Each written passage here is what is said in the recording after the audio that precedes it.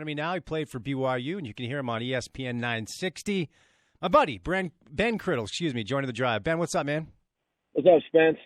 How you doing, man? You good? Good, man. Solid. It's rivalry week. It's the most stressful time of the year. It's also the greatest time of the year. There's hope in the air down in Utah County, and there's a whole lot of optimism up in Salt Lake County right now. A lot of hype, and they have good reason to be hyped about their team. So I'm excited, man. But the cortisol levels are at an all-time high because the inverse of the rivalry is upon us. From, 79 to about 87. BYU won 9 straight. That's the best winning streak in this rivalry history. And 9 may be coming on the opposite spectrum this season. So hopefully it doesn't for all those Cougar fans and their mental health, but it very well could. I want to talk about the hope that you alluded to coming down south, Ben, because I agree with you, and I like Kalani a lot. I hope they have a good year. I want him to get a contract extension. I hope he's the coach there for 25 years. I hope he coaches there until he's done coaching, but I also understand the realities of it too. But I agree with you. It feels like there's a little bit more hope and optimism from down south than in years past. And the irony there, Criddle, as you know, Kyle Whittingham has a really good football team. So what, in your mind, what elements of what's going to happen on Thursday do you think gives BYU the most hope?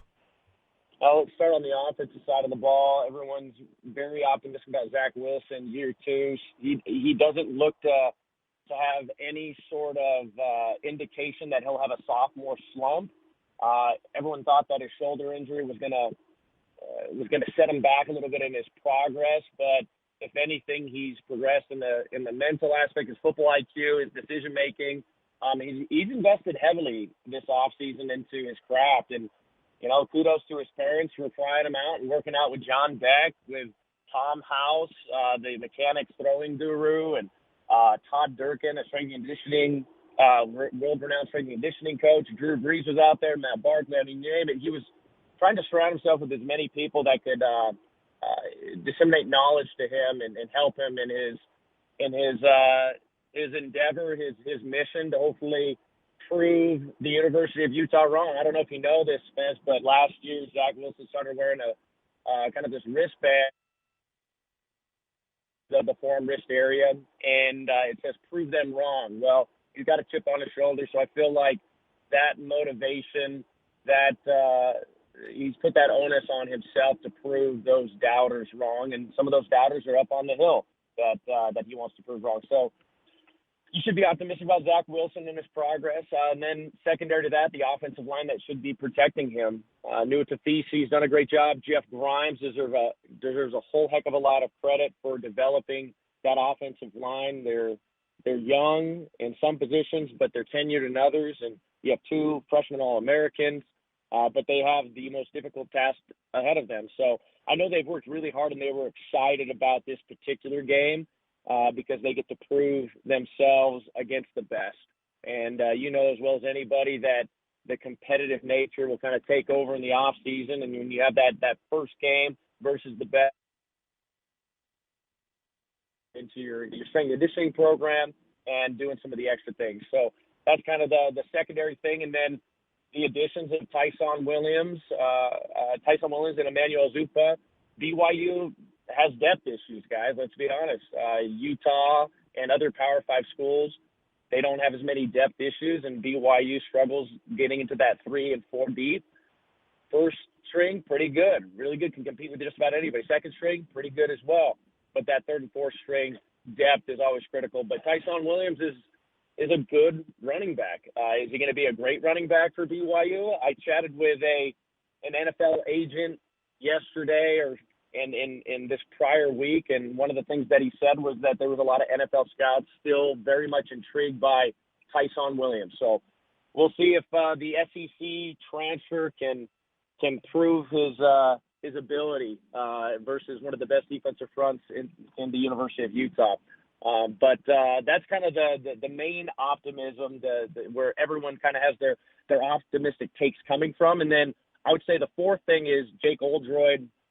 He's a punter and kicker, and I know I don't like to talk about special teams a whole lot, but that's something that Kyle Whittingham and the University of Utah has done extremely well, is flip fields, make field goals, always find a way to get extra points or create some sort of competitive advantage in field position. And I feel like BYU may have a guy that can compete with the University of Utah in that realm. Jake Oldroyd's very good. He had that 2016 game winner versus U of A down at the University of Phoenix Stadium, and he's been booming kicks as a punter. He's a traditional kind of pro-style punter, so really good hang time, can flip the field, and I think that will help if BYU finds themselves in a 3-and-out situation. So those are the things that I'm optimistic about on the offensive side of the ball and on the special teams side of the ball. Ben Criddle is with us. You can hear him on ESPN 960 and obviously played for BYU. Ben, one of the themes that has been pretty consistent throughout the course of the last couple of weeks on the station is the quote-unquote talent gap, okay? I think it exists. I think it's real. I think in some areas it might be a little bit overstated, but I certainly think there's a gap there, and I think there are several reasons we could point to as to why, but we could save that for a different day. My question to you simply is, A, how real do you think it is, and B, is it something that is insurmountable for BYU, just strictly the talent on the field?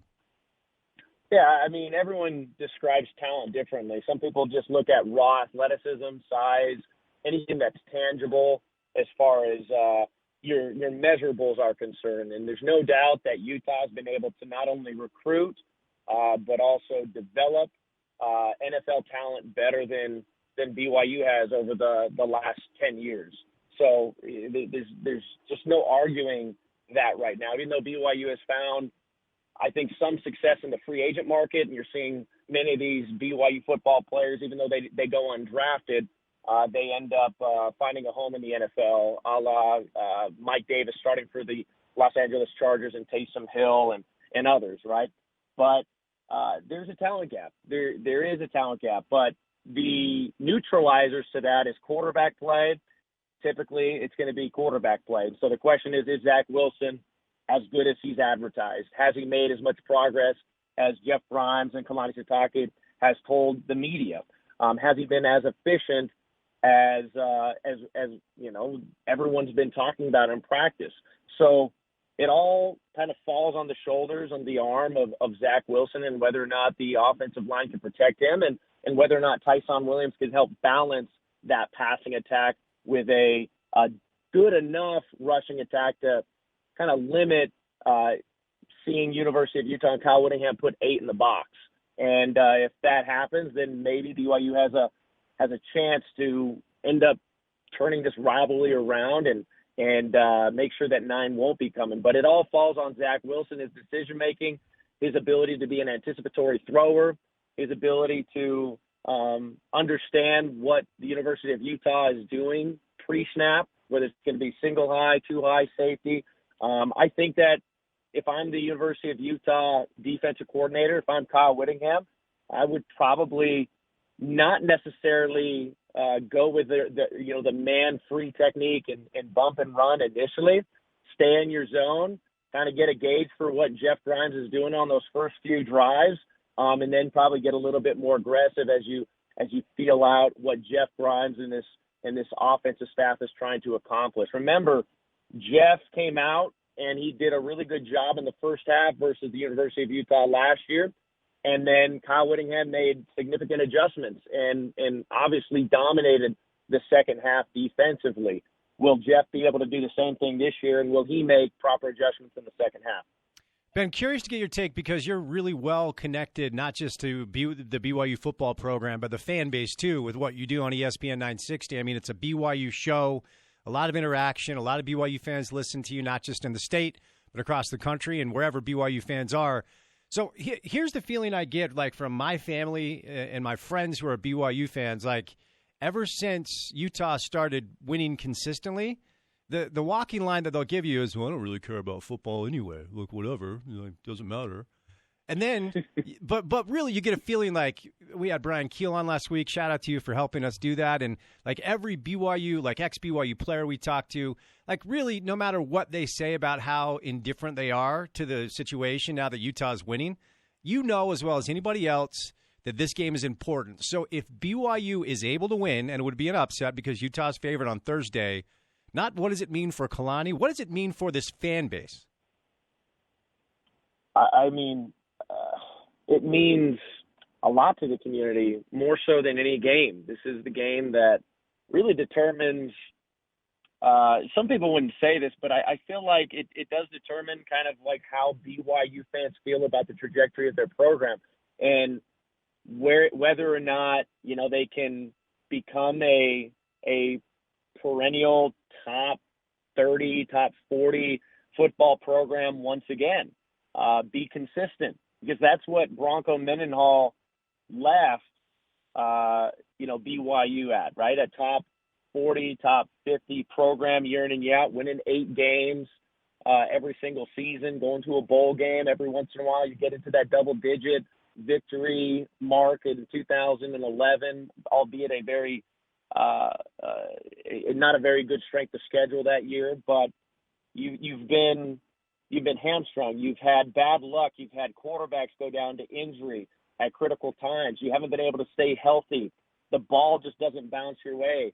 Even when the ball does bounce your way in a rivalry game versus the University of Utah in 2016 at Rice-Eccles Stadium, you're not able to capitalize on the turnovers that you've created, and you end up shooting yourself in the foot and losing a game. This rivalry game in the independent era since 2010 has been a consecutive, year after year oddities just spring up out of nowhere, whether it's 3 field goal misses in the waning moments of the 2012 game, right?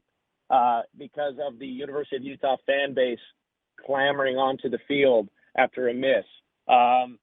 Whether or not it's a failed 2-point conversion, right? It just doesn't seem to bounce BYU's way. They can't make their own luck. So it would mean everything to the BYU fan base to finally have a little bit of luck and to ultimately beat the most hyped, the most highly rated University of Utah football team since 2010. So it would mean the world, I think, to this BYU community, this BYU football team. They've worked really hard for it, and they've prepared. They're probably not as talented as the University of Utah, but they do have a neutralizer, I think, in Zach Wilson, with his ability, with his arm strength, with his decision-making, and hopefully that wins the day for BYU. All right, buddy. Well, thanks for the time. I know you got to go.